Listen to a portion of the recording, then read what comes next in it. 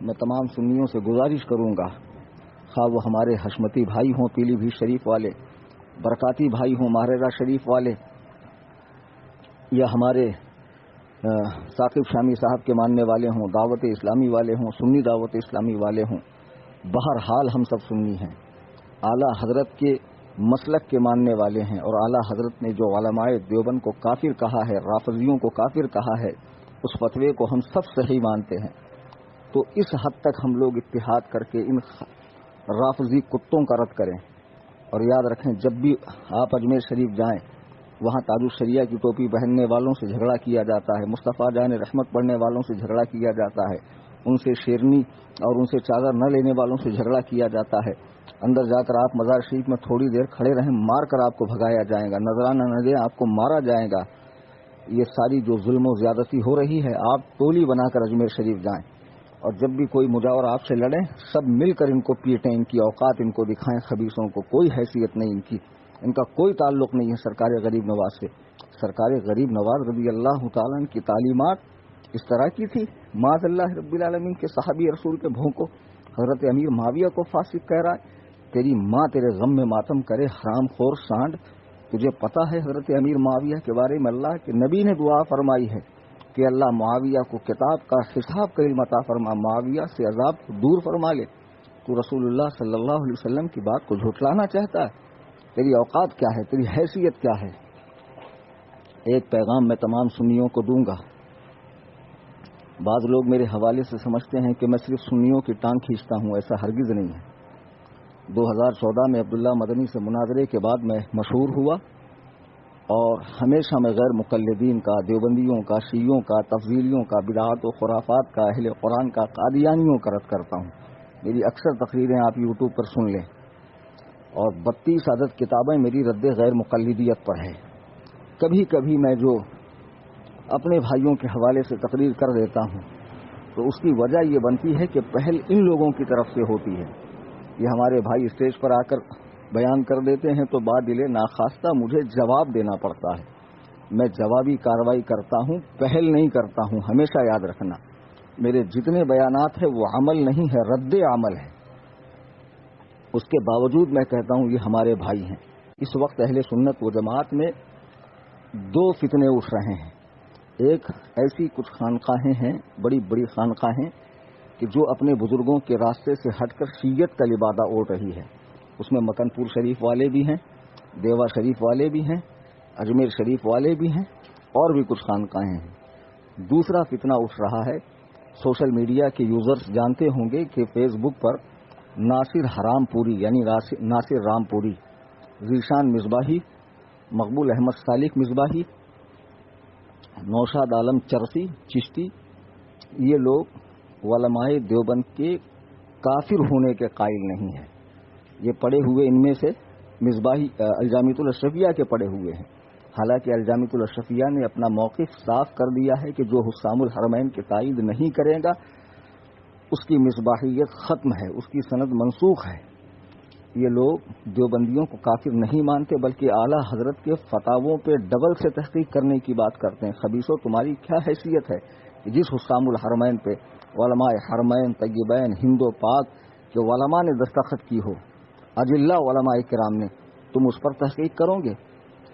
پہلے اپنے نسب پہ تحقیق کرو کہ تمہارا سلسلہ نسب تو ٹھیک ہے، کہیں سے کسی نے ڈنڈی تو نہیں مار دی ہے جو تم جیسا حرام خور پیدا ہو گیا ہے۔ اور یہ جو دو چار گرگے ہیں فیس بک پر، اس خیال کے کچھ مدرسے بھی ہندوستان میں، جیسے حیدرآباد کا جامعہ نظامیہ 150 سال سے اس مدرسے نے آج تک دیوبندیوں کو کافر نہیں کہا ہے، اپنے آپ کو سنی کہتا، نیاز و فاتحہ کرتا ہے، لیکن اس کے جلسے میں یوسف قرضاوی جیسا پکا غیر مقلد مصر کا عالم ان کے جلسے میں آتا ہے۔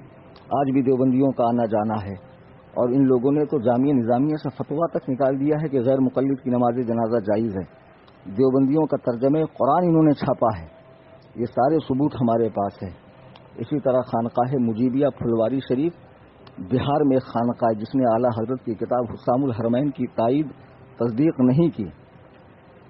اسی طرح بدایوں میں ایک تھا خلیل برکاتی بجنوری، اس خبیث نے بھی اعلیٰ حضرت کی حسام الحرمین پر تائید کرنے سے انکار کیا۔ رامپور میں ایک خبیث تھا وجیہ الدین احمد خان، جس کا مدرسہ ہے مدرسۃ العلوم فرقانیہ، یہ ناصر بھی وہیں کا رہنے والا ہے۔ اسی طرح اب ایک فتنہ اٹھا ہے، الہ آباد میں ایک گاؤں ہے سید سراواں، ابو میاں ڈبو میاں، اس منحوس کی شکل دیکھ لو، شکل ہی دیوبندیوں جیسی ہے۔ یہ خبیث ایک رسالہ نکالتا ہے ماہنامہ الاحسان، اس میں ابن تیمیہ جیسے خبیث اعظم کو شیخ الاسلام علامہ ابن تیمیہ لکھا۔ اس کے مدرسے میں باقاعدہ جامعہ عارفیہ میں دیوبندی مولویوں کا، ندوی مولویوں کا آنا جانا ہے، اور معاذ اللہ ثم معاذ اللہ یہ اعلیٰ حضرت کے فتاوے کی تائید نہیں کرتا ہے۔ لوگ کہتے ہیں بہت بڑا صوفی ہے۔ صوفی وہ نہیں ہوتا جو کفر و اسلام کو ایک کرے، صوفی تو وہ ہوتا ہے جو حق کو حق کہے، باطل کو باطل کہے، اسے کہتے ہیں حقیقی صوفی۔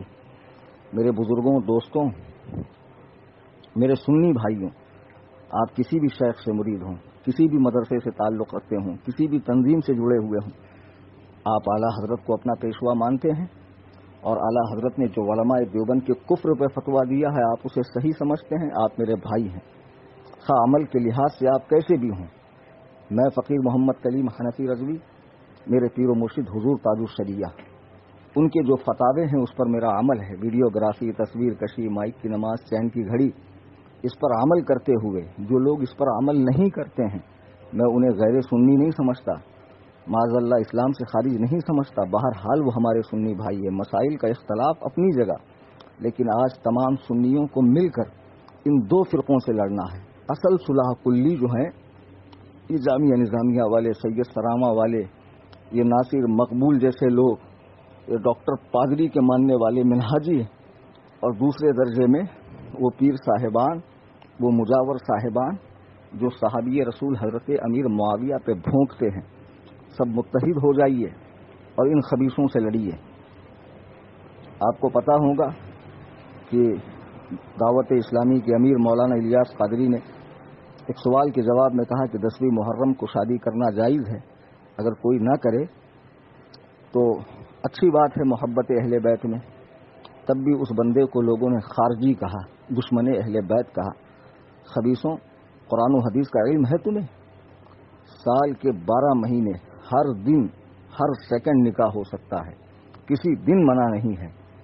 اللہ تعالیٰ فرماتا ہے، حدیث قدسی ہے، لا تسبوا الدہر وانا الدہر، زمانے کو گالی مت دو، زمانہ میں خود ہوں۔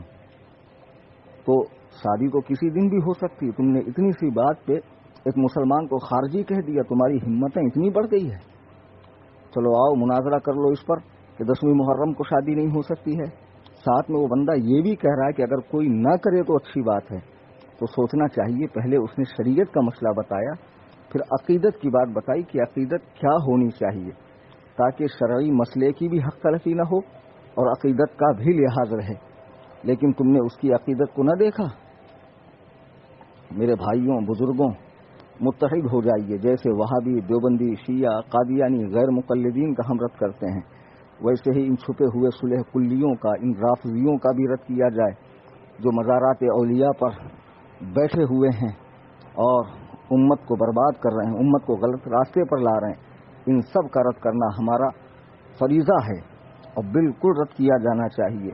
اللہ تبارک و تعالی ہم سب کو قبول حق کا جذبہ عطا فرمائے، قرآن و سنت پہ چلنے کی توفیق عطا فرمائے، منہج سلف صالحین کا اتباع کرنے کی توفیق عطا فرمائے۔ وما علینا الا البلاغ۔